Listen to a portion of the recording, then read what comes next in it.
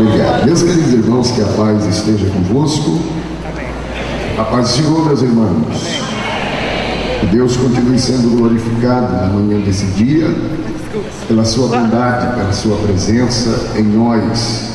Quero agradecer a Deus uma vez mais pela vida do anjo desta igreja, pastor presidente desse campo de trabalho da região, pastor Silas. Que Deus continue sendo glorificado na vida do nosso pastor, na vida da sua digna esposa, nossa coordenadora geral, pastora Cidinha. Que Deus continue abençoando e toda esta equipe. À noite nós faremos um agradecimento mais preciso.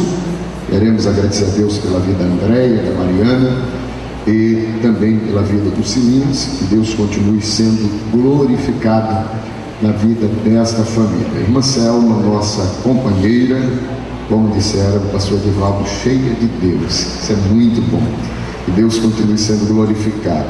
Quero agradecer a Deus por rever o pastor Edivaldo.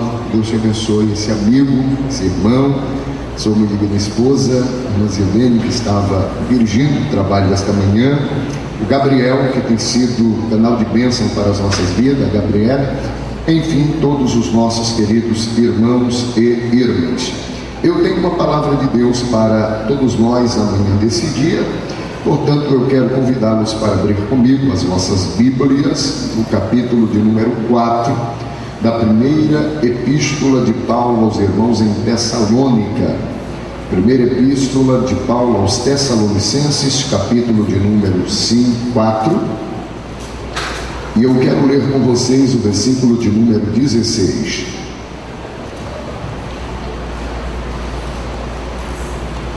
Estou muito feliz em poder participar com essas queridas irmãs. Que Deus continue abençoando todas essas queridas servas de Deus. E muito obrigado por permitir fazer parte da história de vocês. O 17ª confraternização da Usadetec. Que Deus continue abençoando, enviando senhoras da Assembleia de Deus em Tangará da Serra, em região. Capítulo 4, versículo de número 16. Deus abençoe a todos os pastores, companheiros, que o Eterno continue preservando vocês. Eu quero tomar como base o versículo 16, mas eu quero ler a partir do versículo 13. Quem encontrou diz amém. Não quero, porém, irmãos, que sejais ignorantes acerca dos que já dormem, para que não vos entristeçais como os demais que não têm esperança. Porque se crermos que Jesus morreu e ressuscitou, assim também aos que em Jesus dormem, Deus os tornará a trazer com ele. Dizemos-vos, pois, isto pela palavra do Senhor, que nós, os que ficarmos vivos para a vinda do Senhor, não precederemos os que dormem.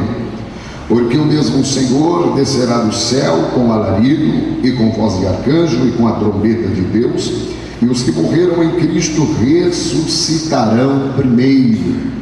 Depois nós, os que ficarmos vivos, seremos arrebatados juntamente com ele nas nuvens, a encontrar o Senhor nos ares, e assim estaremos sempre com o Senhor. Portanto, consolai-vos uns aos outros com estas palavras. E você diz amém. Queridos irmãos, tratando-se de um estudo da palavra de Deus, eu quero conversar com vocês sobre este assunto de suma importância, que é a escatologia bíblica. E nós estaremos falando aquilo que cremos, aquilo que defendemos, aquilo que nós, assembleianos, temos a convicção, à luz da Bíblia, no que diz respeito à escatologia bíblica. Portanto, esse texto aqui é um texto que revela-nos o evento mais esperado pela igreja do Senhor, que é chamado do arrebatamento. Quando Paulo escreve esta carta, Paulo está escrevendo para uma igreja que ele mesmo havia fundado. Esta igreja em Tessalônica, Paulo vai fundar em pouco tempo. Capítulo 17 do livro de Atos dos Apóstolos, versículos de número 1, 2 e 3, a Bíblia mostra-nos Paulo fundando esta igreja em apenas 3 sábados.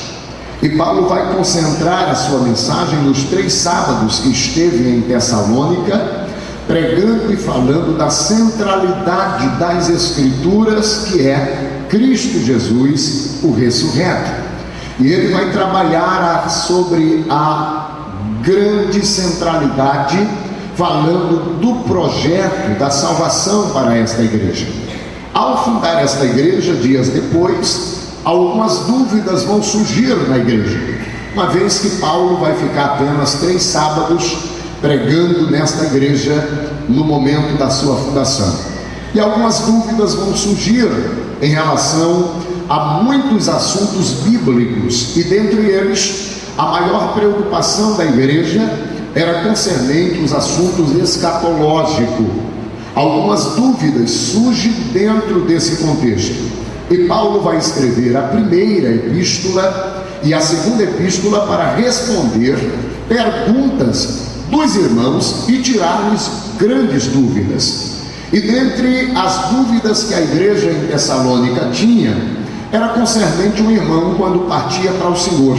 Esta igreja chorava, esta igreja entrava em desespero, porque perguntava-se uns aos outros: como é que o nosso irmão que morreu irá participar do arrebatamento, se ele não está vivo, ele está morto?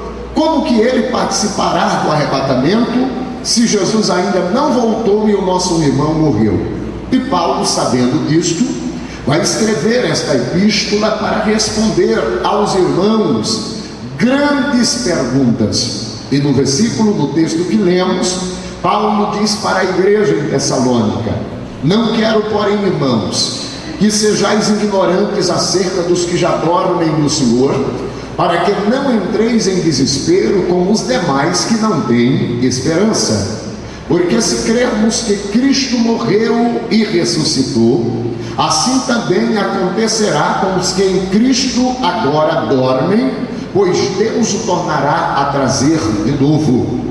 Digo-vos isto pela palavra de Deus, que nós, os que ficarmos vivos para a vinda de Cristo, disse Paulo, não precederemos aqueles que dormem, porque o mesmo Senhor descerá dos céus com alarido, com voz de arcanjo e com a trombeta de Deus, e os que morreram em Cristo, disse Paulo, ressuscitarão primeiro. Depois nós, os que ficarmos vivos para a vinda de Cristo, seremos arrebatados juntamente com eles ao encontrar o Senhor dos ares, e assim estaremos sempre com o Senhor. E Paulo fecha esse capítulo dizendo: portanto, consolai-vos uns aos outros com estas palavras. E é de suma importância nós termos em mente, e esse texto bíblico Paulo está falando, Paulo está se referindo ao evento mais esperado pela igreja, ao arrebatamento da igreja. E quando observamos as Escrituras Sagradas, nós sabemos que Cristo Jesus, ele já veio a esta terra na sua primeira vinda. E quando falamos da primeira vinda de Cristo, nós estamos dentro do que a Bíblia vai nos ensinar. Se nós observarmos a primeira vinda de Cristo, a Bíblia nos informa na carta que Paulo escreveu aos Filipenses, capítulo de número 2, a partir do versículo 5, Paulo vai dizer: de sorte que haja em vós o mesmo sentimento que houve também em Cristo Jesus, que sendo em forma de Deus, não teve por usurpação o ser igual a Deus, mas aniquilou-se a si mesmo, tomando a forma de servo, fazendo-se semelhante aos homens, e achado na forma de homem, foi obediente até a morte, morte de cruz. Pelo que também Deus o exaltou soberanamente, e lhe deu um nome que é sobre todo o nome, para que através do nome de Jesus se dobre todos os joelhos, dos que estão nos céus, dos que estão na terra e debaixo da terra, e toda língua confesse que Jesus Cristo é o Senhor, para a glória de Deus o Pai. Quando Paulo faz menção desse texto bíblico, ele está falando da primeira vinda de Cristo. O nosso irmão João, escrevendo o Evangelho, no capítulo de número 1, versículo de número 14, João vai dizer: e o Verbo se fez carne e habitou entre nós, e vimos a sua glória, como a glória do unigênito do Pai, cheio de graça e de verdade. Portanto, é interessante notarmos o fato de que João vai expressar que o Verbo se fez carne. E aqui ele está apresentando e falando da primeira vinda de Cristo, que se deu há quase 2000 anos atrás. Na primeira vinda de Cristo, meus queridos irmãos, a Bíblia vai apresentar-nos algumas razões pelas quais Cristo veio na sua primeira vinda. Jesus não veio para fazer turismo, Jesus não veio na sua primeira vinda para conhecer a terra, uma vez que a Bíblia diz que todas as coisas foram feitas por Ele, e sem Ele nada do que se foi feito se fez. O Salmo 24 e o verso 1, o salmista diz que do Senhor é a terra, a sua plenitude, o mundo e os que neles habitam. Portanto, a Bíblia vai nos mostrar, em Hebreus capítulo 11, versículo de número 3, que pela fé entendemos que os mundos pela palavra fora criado. Portanto, esta palavra é o próprio Cristo Jesus. Então, a sua primeira vinda a este mundo, ele não veio para conhecer o mundo, porque ele foi quem fez o mundo. Jesus, ele veio na sua primeira vinda com objetivos centrais, e é de suma importância nós termos em mente que Cristo Jesus, na sua primeira vinda, ele fez carne, e o texto nos prova, ele ficando 9 meses no ventre da Maria. Ele nasceu como qualquer criança nasce. A Bíblia vai nos informar no dia do seu nascimento o que aconteceu. Lucas, no capítulo de número 2, versículos de número 8 ao versículo de número 15, Lucas vai narrar o dia em que Cristo Jesus, o Salvador da humanidade, veio a esta terra. Lucas descreve que no dia do nascimento existiam alguns pastores que estavam na comarca de Belém, guardando seus rebanhos na vigília ou durante a noite, e de repente eles recebem uma visita gloriosa. Foi uma visita, irmã Selma, que desceu dos céus. Um anjo se apresenta aos pastores e diz a eles: não tema, eis que eu vos trago novas de grande alegria, que será para vocês e para todo o povo. É que nasceu hoje na cidade de Belém o Cristo do Senhor, o Salvador da humanidade. E o sinal que eu darei a vocês é que vocês vão encontrar o menino enrolado, envolto em panos e deitado em uma manjedoura. É muito interessante notarmos o que o texto nos diz, que no momento em que o anjo dá esta informação, aparece nos céus um coral angelical, e aquele coral vai cantar um hino jamais ouvido em toda a época. O coral de anjo vai cantar e dizer: glória a Deus nas alturas, paz na terra e boa vontade para com os homens. Quando os anjos se ausentaram para os céus, Nos diz o capítulo 2, versículo 15 e o 16, que os pastores de Belém foram apressadamente e encontraram Jesus Cristo na manjedoura, envolto em panos, ao lado do seu pai e ao lado da sua mãe. E a Bíblia nos fala que eles saíram divulgando o que tinha visto e o que tinha ouvido. Portanto, esse texto de Lucas vai apresentar Jesus com um dia de nascido, pois a Bíblia diz, e o anjo disse, nasceu hoje na cidade de Belém o Cristo do Senhor. Então Lucas apresenta Jesus na primeira vinda com um dia de nascido. Porém, se nós observarmos o capítulo de número 2 do Evangelho escrito por Lucas, versículo de número 21, Lucas também vai apresentar Jesus com 8 dias de nascido. O texto nos diz que com 8 dias Jesus foi circuncidado e ele recebe um nome. Qual o nome que ele recebe? O nome Jesus, que segundo a descrição, antes dele nascer, já lhe fora anunciado a Maria este nome pelo anjo dos céus. Então, com 8 dias de idade de nascido, Jesus recebe o nome e é circuncidado.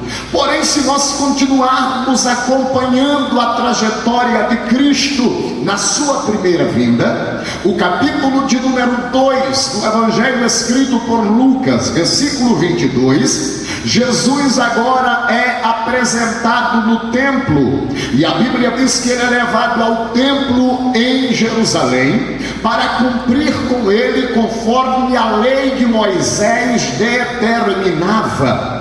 Qual que era a determinação da lei de Moisés? Se nós observarmos o que está em Levíticos, capítulo 12, dos versículos 1 ao versículo de número 4, é um estudo bíblico e vocês podem estar conferindo nas escrituras. Levíticos 12, versículo 1 a 4, a Bíblia vai nos mostrar, o Senhor Deus diz a Moisés, que quando uma mulher desse à luz a um filho varão, essa mulher ficaria 7 dias impura, como nos dias da sua enfermidade.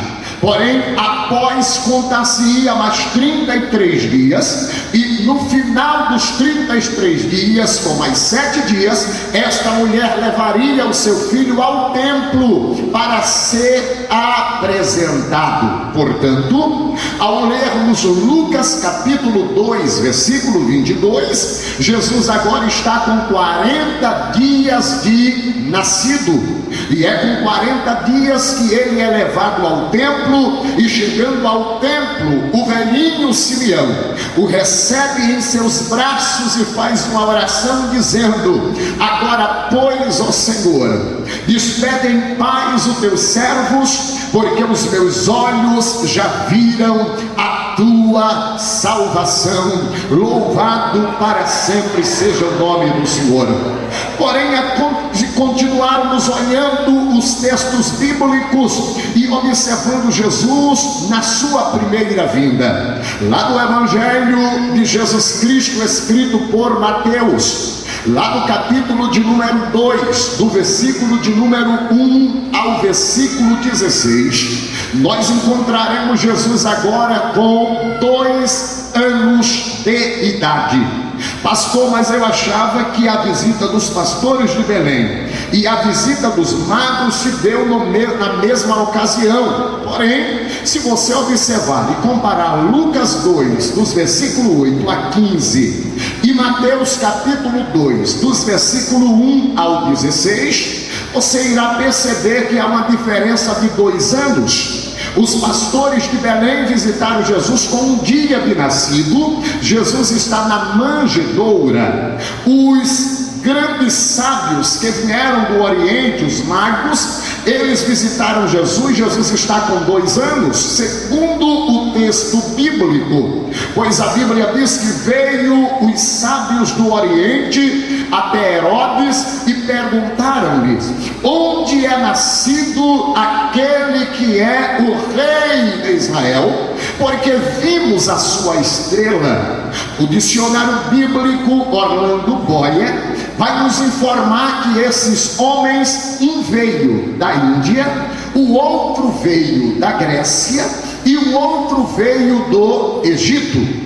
O nome do primeiro era Gaspar, o segundo se chamava Melquior e o terceiro se chamava Baltazar. Esses homens eram alguém que pesquisava os astros, porém é de suma importância termos em mente que os pesquisadores da época de Jesus nada tem a ver com os que pesquisam astrologia hoje, pois hoje a astrologia está envolvido aí com o miticismo, está envolvido aí com o ocultismo e também com o próprio espiritismo. Mas esses homens da época de Jesus eram homens puros que pesquisavam simplesmente as estrelas, o sol e a lua. E eles pesquisando, eles conseguem entender que uma estrela nasceu diferenciada no Oriente. Não é a estrela do Oriente, mas ele disse: vimos a sua estrela no Oriente e viemos adorá-lo. Essa estrela no Oriente, ela nascia todas as noites na cercania de Jerusalém, que está no Oriente. E aí está cumprindo-se a profecia lá de Números 24, versículo 17. Havia uma profecia que no nascimento do Salvador, uma estrela procederia de Judá, ou da tribo, ou da casa de Jacó, para dar o sinal do nascimento do Salvador.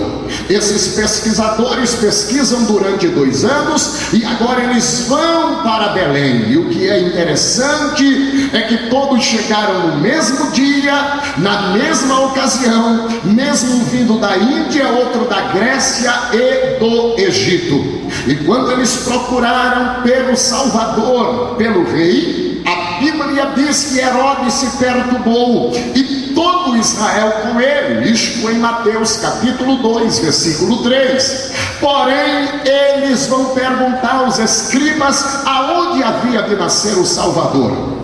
Os escribas, conferindo nas escrituras, disseram há uma profecia em Miqueias, capítulo 5, versículo 2, que diz: e tu, Belém Efrata, posta que pequena és entre milhares da cidade de Judá, de ti sairá aquele que será Senhor em Israel, e cujas suas origens são desde tempos remotos, desde a eternidade, sendo orientado pelos sábios em Israel, aonde haveria de nascer o Salvador. Herodes chama os magos, e a Bíblia diz que ele vai inquirir dos magos detalhes, a partir de quando que eles viram essa estrela. E eles disseram: já faz 2 anos que nós estamos pesquisando, e a estrela todas as noites nasce aqui no Oriente. Então Herodes manda ele ir procurar em Belém, e disse: quando achar esta criança, voltai e me fazer entender, porque eu quero também adorá-lo. Eles foram para Belém, e a Bíblia nos informa no capítulo 2, versículo de número 10 de Mateus e o versículo 11, que agora os sábios ou os magos do Oriente não encontram Jesus mais na manjedoura, mas encontram-o na casa. E a Bíblia diz que eles abriram seus tesouros e presentearam a Jesus com 3 presentes distintos. E eles o presentearam com incenso, com mirra e com ouro. Isso aqui é muito interessante, porque incenso era presente que se dava a sacerdote. Quando Gaspar dá incenso para Jesus, ele está dizendo: eu reconheço que tu és o sumo sacerdote da ordem de Melquisedeque.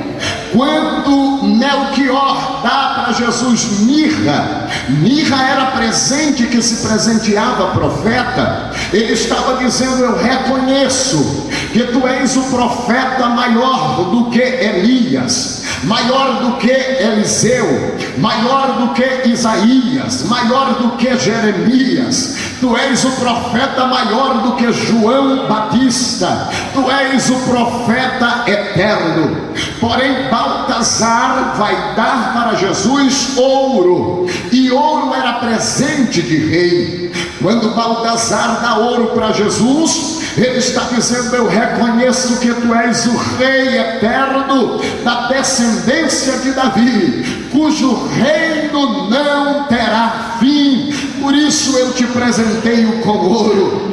Jesus, ele teve ou ele tem 3 ministérios distintos: ministério de profeta, ministério de sacerdote e ministério de rei. O ministério profético de Cristo iniciou lá no jardim do Éden e encerrou-se com seu sacrifício na cruz do Calvário. O ministério de sacerdote de Cristo inicia com a sua ascensão e encerrará na sua segunda vinda em glória, quando ele vai implantar o milênio. O ministério de rei de Cristo Jesus dará início no milênio, conforme Zacarias capítulo 14 e o versículo 9: o Senhor será rei sobre toda a terra. Um será o Senhor e um será o seu nome. Portanto, o ministério profético de Jesus já passou. É por isto que quando ele veio na sua primeira vinda, muitos o identificaram como profeta. Capítulo 16 de Mateus, versículo 13 em diante, Jesus leva os discípulos à parte de Cesareia de Filipos e faz uma pergunta: o que dizem os homens ser o filho do homem? Alguém responde: olha, estão dizendo que tu és Jeremias. Quem foi Jeremias? Um profeta. Outros estão dizendo que tu és Elias. Quem foi Elias? Profeta. Outros estão dizendo que tu és João Batista. Quem foi João Batista? Profeta. Outros estão falando que tu és um dos profetas. Capítulo de número 9 de João, versículo 17, 18 e 19, o moço que foi curado da cegueira, que era cego de nascença, os fariseus perguntam a ele: o que você diz a respeito do que te curou? Ele disse: eu digo que ele é um profeta. Lá em Lucas capítulo 7, versículo 16, quando Jesus curou ou ressuscitou o filho da viúva de Naim, o coro que se cantava em Naim era: um grande profeta se levantou entre nós e Deus visitou o seu povo. Porque ele veio com seu ministério profético, mas hoje ele está à direita de Deus, conforme Romanos 8 e 34, e ele está como sumo sacerdote. Capítulo de número 2 da carta aos Hebreus, versículos de número 16 e o 17, a Bíblia diz que convinha que em tudo ele fosse semelhante aos irmãos, para ser sumo sacerdote fiel naquilo que é de Deus, porque naquilo que ele foi tentado padeceu e pôde também socorrer o que são tentados. Capítulo 4 de Hebreus, versículo de número 14, o escritor aos Hebreus diz que nós temos um sumo sacerdote para com Deus, e o seu nome é Jesus Cristo de Nazaré, que está à direita de Deus, e ele intercede por nós. Aí o escritor aos Hebreus vai dizer: pode chegar com confiança ao trono da graça, a fim de ser alcançado e atendido em tempo oportuno, porque não temos qualquer sumo sacerdote, mas temos um que em tudo foi tentado, porém sem pecado, e vocês têm livre acesso a chegar à sua presença, porque ele é o sumo sacerdote, está à direita de Deus, ele intercede por nós. Jesus hoje exerce a função de sumo sacerdote, mas muito em breve ele virá na sua segunda vinda para implantar o seu reino milenar, e agora ele será rei sobre toda a terra. Tem alguém entendendo o que Deus está falando e pode adorá-lo nesta manhã? Ele é o nosso Salvador. Portanto, com o reconhecimento de Gaspar, Melquior e Baltazar, nós podemos entender esses três ministérios distintos de Jesus. Mas é de suma importância termos em mente que o anjo manda esses homens voltarem para suas casas por outro caminho. E a Bíblia diz no capítulo 2 de Mateus, versículo 16, que Herodes mandou matar as crianças de 2 anos abaixo em Belém e nas redondezas para matar o Messias segundo o tempo que inquirira dos magros. Ou seja, Herodes não matou as crianças aleatoriamente, ele matou segundo a descrição de que fazia 2 anos de que a estrela estava aparecendo no Oriente. Aqui nesse texto, Jesus está com aproximadamente 2 anos de idade, e nós estamos falando da primeira vinda de Cristo a esta terra. Ao observarmos o que está em Lucas, capítulo de número 2, versículo de número 39 ao 42, Jesus agora está com 12 anos de idade. A Bíblia diz que com 12 anos ele entra no templo e vai questionar doutores, interrogá-los e responder às suas respostas.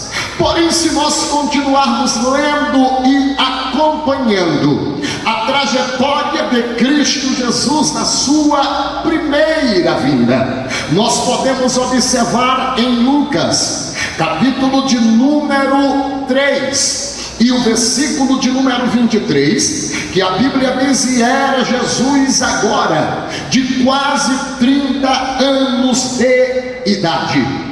Com 30 anos de idade, Jesus inicia o seu ministério terreno. É com 30 anos que ele é batizado por João o Batista. Após os 30 anos, Jesus inicia o ministério que vai perdurar aproximadamente por 3 anos e meio. Porém, para os objetivos com a qual Jesus veio a este mundo se cumprir, ele precisava dar a sua vida na cruz do Calvário, pois o texto bíblico vai nos mostrar algumas razões pelas quais Cristo veio na sua primeira vinda. Qual foi a primeira razão de Cristo ter vindo na sua primeira vinda? Está lá em Lucas, capítulo de número 19, o versículo de número 10. Jesus vai explicar a razão da sua primeira vinda quando diz: porque o Filho do Homem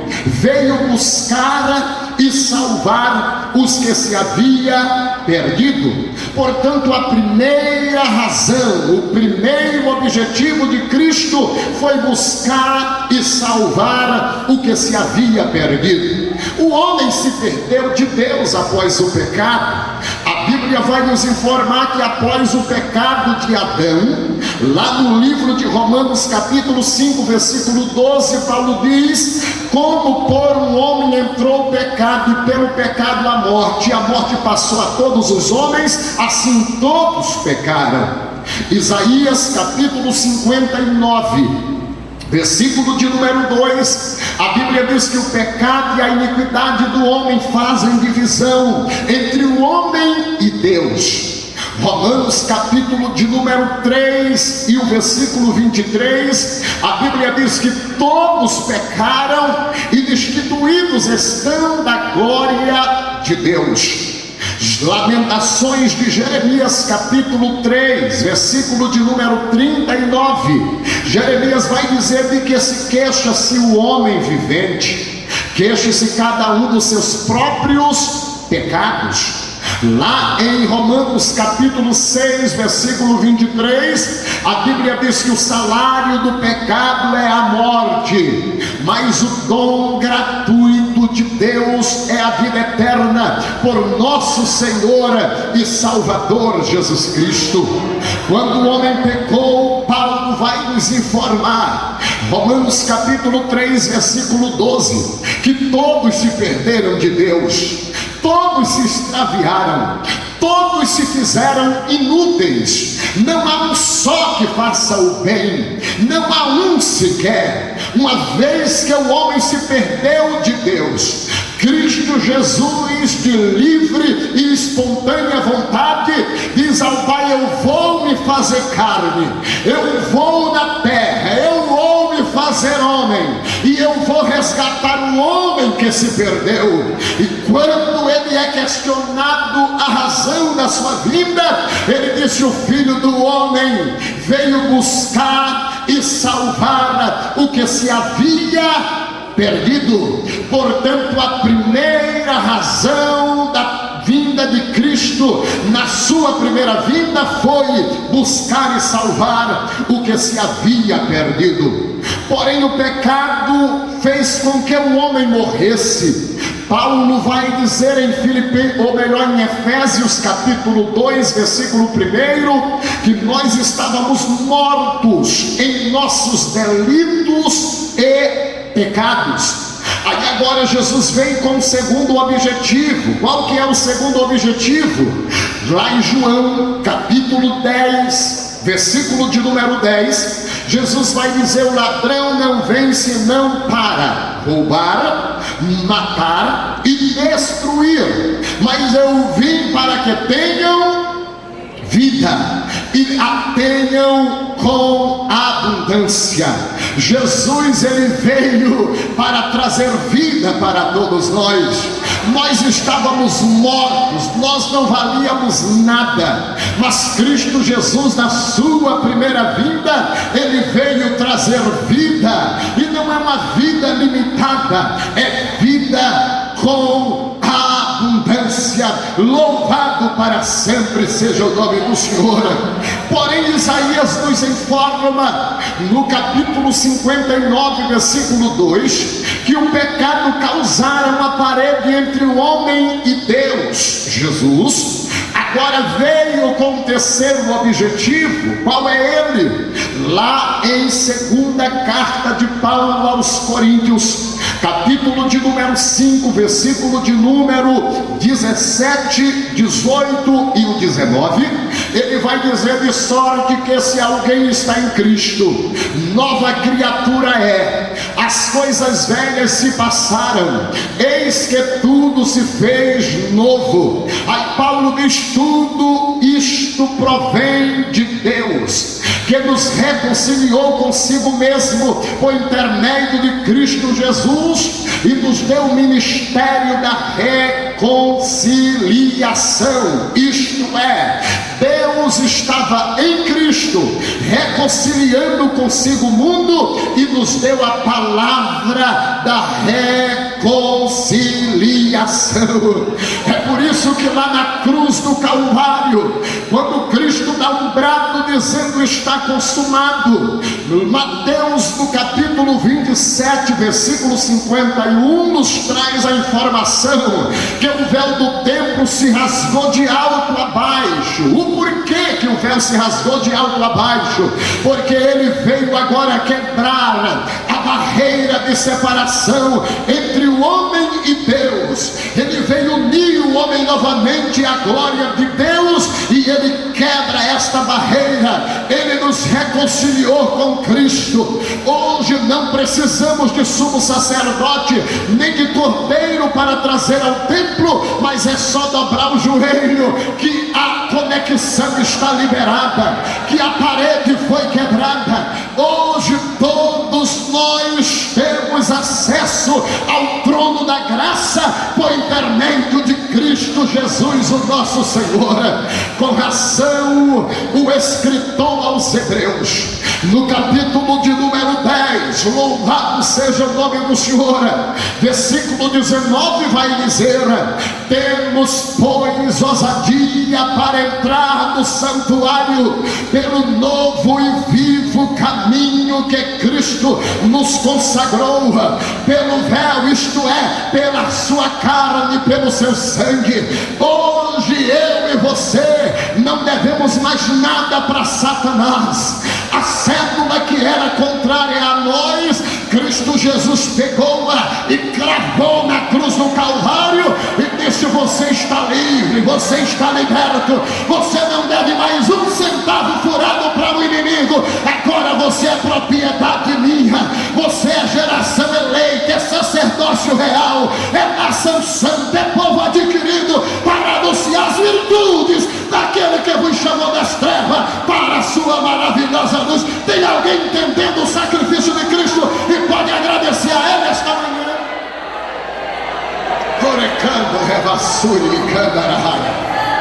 Somos livres porque Cristo paga um alto preço. Porém, para esses objetivos se concretizar, a Bíblia diz em Hebreus capítulo de número 9, versículo 22, que sem derramamento de sangue não haveria remissão. É por essa razão que Cristo vai à cruz, passa toda a via dolorosa. Lá na cruz ele é crucificado no meio. Lucas capítulo de número 23, ou melhor 19, versículo 23, ou desculpem, capítulo 23, versículo 33 de Lucas. Lucas diz que Jesus foi crucificado em um lugar chamado Caveiro.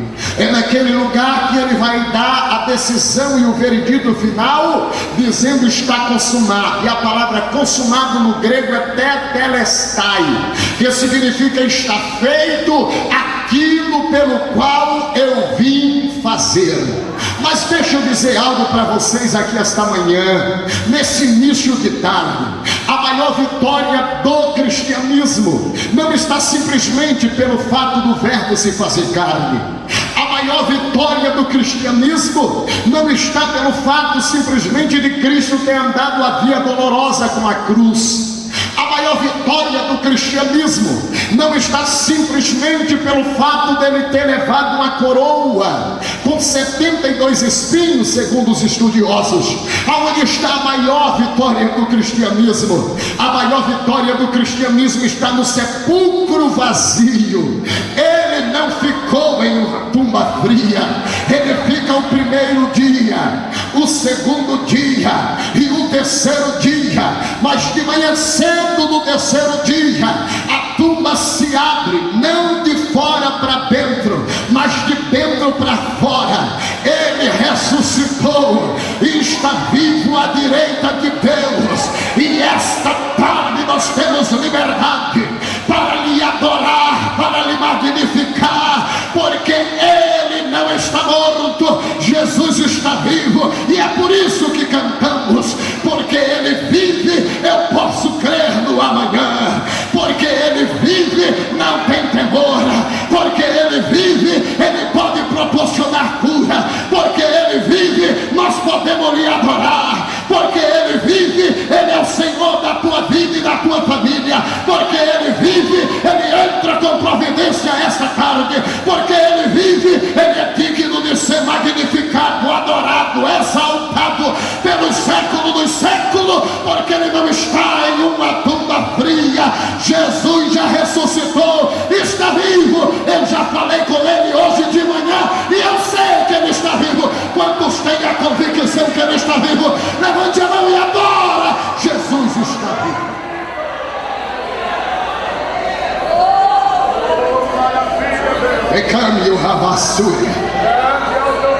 O sepulcro está vazio. E vocês não imaginam o privilégio, Anselma, de chegar ali em Israel e ir lá no túmulo, no sepulcro do José do Arimateia. Quem foi lá já sabe da placa que está lá escrito: Ele não está aqui, já ressuscitou. Lá está só o local na pedra, mas Ele está à direita de Deus e fez uma promessa dizendo: estou convosco todos os dias até a consumação dos séculos. Só que isso não é mito, Jesus ressuscitou. A Bíblia diz em Lucas, ou melhor em Atos capítulo 1, versículo de número 3, que após Ele ressuscitar, Ele vai ficar 40 dias se manifestando.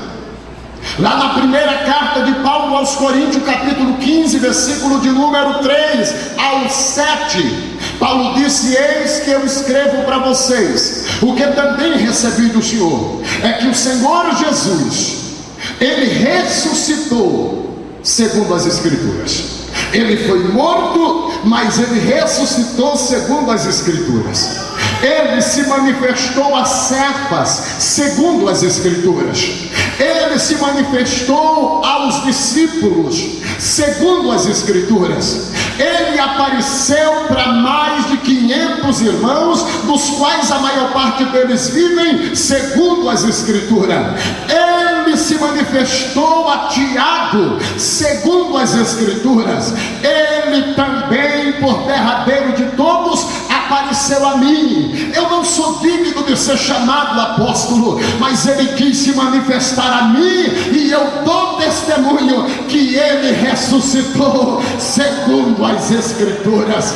Quando Jesus ressuscita, durante 40 dias, ele come pão com os discípulos, ele comeu peixe com os discípulos, e o que é interessante é que o corpo glorioso que Cristo recebe, este corpo glorioso agora não se limita à lei da gravidade nem o tempo.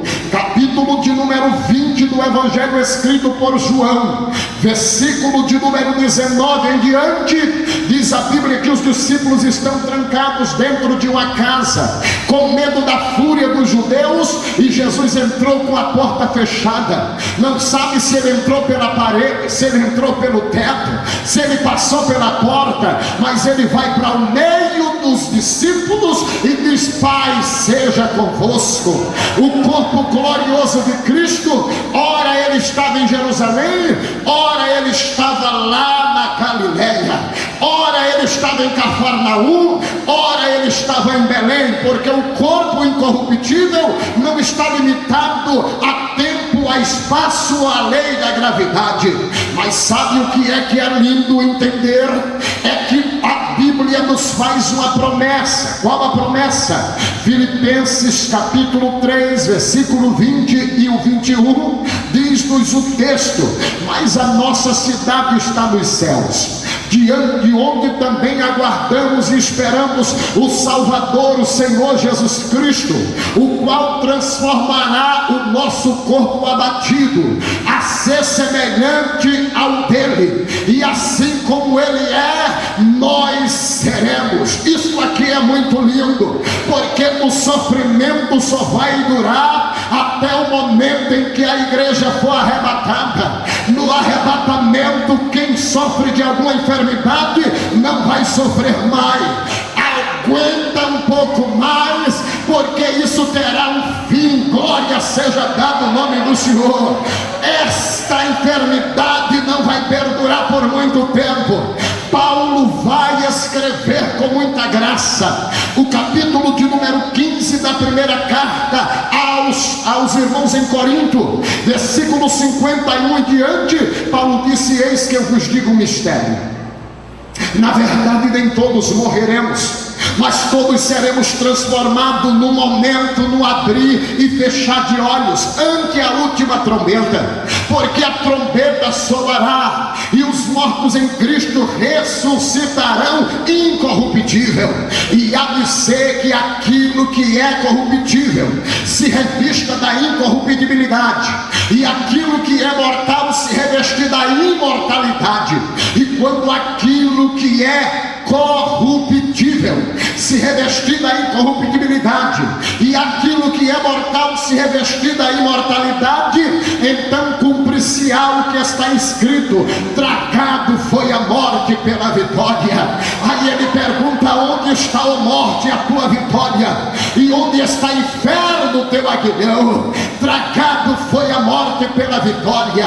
Ora, a força do pecado, a força da morte é o pecado, a força do pecado é a lei, mas graças a Deus que nos dá a vitória por nosso Senhor e Salvador Jesus Cristo, disse Paulo. E ele fecha este capítulo dizendo: portanto, meus queridos irmãos, sedes firmes e constantes, sempre abundante na obra do Senhor, sabendo que o vosso trabalho não é vã no Senhor.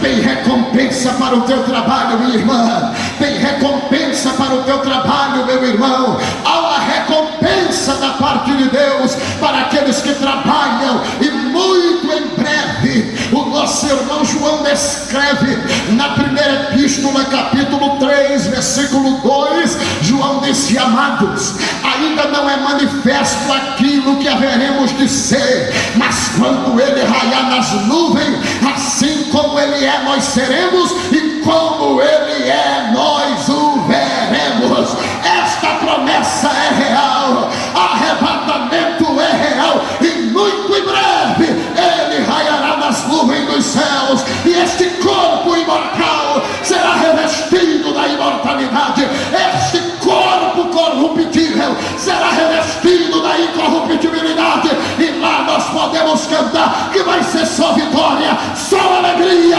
para sempre estaremos com o Senhor. Tem alguém que crê nesta promessa e pode adorar Ele esta manhã? Arrebatamento é real. Cristo, porém, e eu estou concluindo,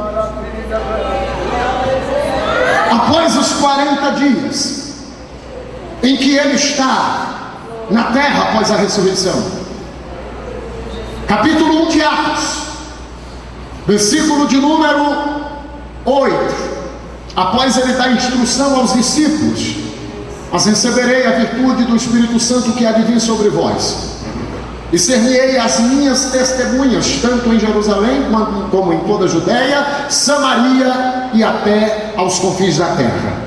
Após dar essa instrução, os discípulos haviam lhe perguntado no capítulo 1, versículo 6: Senhor, neste tempo restaurarás tu o reino a Israel? E percebam que a mesma pergunta que eles fizeram antes de Jesus ir à cruz, lá em Mateus 24, eles fazem essa pergunta e Jesus vai dizer no versículo 36 de Mateus 24: porque daquele dia e hora ninguém sabe, nem os anjos, nem o Filho, mas unicamente o meu Pai que está nos céus. Só que após a ressurreição de Cristo, eles fazem a mesma pergunta e Jesus lhe responde: não vos pertence saber o tempo e a estação que o Pai reservou pelo seu próprio poder. Agora Jesus já sabia, porque agora ele está com a sua onisciência, onipresença e onipotência. Antes dele ir à cruz, ele se esvaziou de si mesmo. Então ele disse: nem os anjos, nem o Filho, mas só o Pai sabe. Após a ressurreição, agora ele está com todos os seus atributos, e ele diz: eu sei, mas não vou falar para vocês. Não pertence vocês saber o tempo ou a estação que o Pai estabeleceu pelo seu próprio poder, mas vocês vão receber a virtude do Espírito Santo que há de vir sobre vós, e vocês serão minhas testemunhas em Jerusalém, toda a Judéia, Samaria e até os confins da terra. Aí o versículo de número 9 diz que, tendo ele dito isto, ele vai subindo do Monte das Oliveiras, a sua primeira vinda, e ele vai subindo e os discípulos vão olhando para cima, e ele vai subindo. E o que é interessante no texto é que a Bíblia diz que uma nuvem o recebeu. Outras traduções dizem: uma nuvem o recepcionou. E é interessante entendermos aqui que ele não sumiu nas nuvens. Uma nuvem, artigo definido, o recebeu. William Lackley vai dizer que esta nuvem foi a mesma nuvem que ele andava lá no Êxodo 13, 21. Durante o dia ele estava na coluna de nuvem, a nuvem da glória. Foi esta nuvem que recebeu ele. A nuvem que o recebeu é a mesma nuvem lá no capítulo 16 do Êxodo, versículo de número 10, quando Israel olhou para trás, vê a nuvem da glória que está vindo do deserto. É esta nuvem que o recebeu.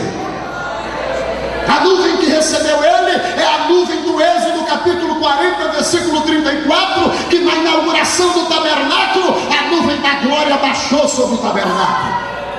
A nuvem que recebeu Jesus na sua primeira vinda e na ascensão aos céus é a mesma nuvem lá do capítulo 7 do segundo livro das Crônicas, que quando Salomão inaugura o templo, diz Salomão, esta nuvem desceu e foi uma glória tão grande que eles nem entravam e nem saíam. É esta nuvem que quando Jesus vai subindo de assunto ao céu, já cumprindo os seus objetivos, esta nuvem vem e o recebe. E é de suma importância entendermos o que o Espúgio vai dizer no Salmo de número 24. Ele diz que é neste momento em que Jesus vai sendo recebido nos céus, que se proclama entre anjo, arcanjo, querubins e serafins, o Salmo 24 e o verso de número 7: levantai, ó portas, as vossas cabeças, abre-te, ó portais eterno, para que entre o Rei da Glória. Alguém pergunta: quem é este Rei da Glória?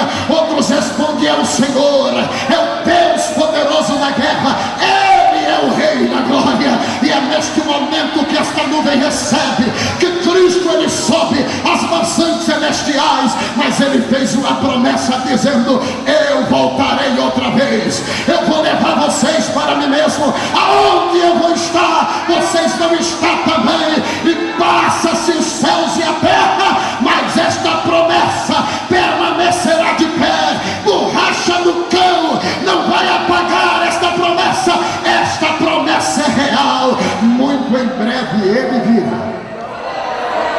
Ok, Jocana Torrevas, para buscar a igreja amada, a igreja zelosa, a igreja especial e de boas obras.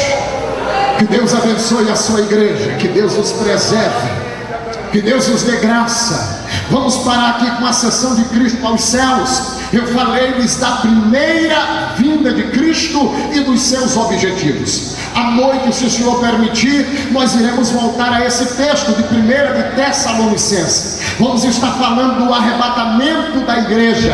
Vamos falar do estado intermediário dos mortos. Quando alguém morre, para onde vai? Uma vez que o homem é formado do espírito, alma e corpo. Nós estaremos falando disso à luz da Bíblia. E vamos, com a graça de Deus, falar do tribunal, das bodas do Cordeiro e da segunda vinda de Cristo em glória, com a igreja para reinar por 1000 anos. Quem tem esta convicção, adore ao Senhor esta manhã. Que Deus continue abençoando a nossa querida coordenadora irmã Cidinha, que a graça do Eterno continue sobre todos vocês, e à noite nós estaremos novamente em nome de Jesus. Que Deus abençoe. Muito obrigado, pastor presidente já está entre nós. Pastor Silva, que Deus te abençoe. Muito bom poder ver. Deus abençoe a igreja.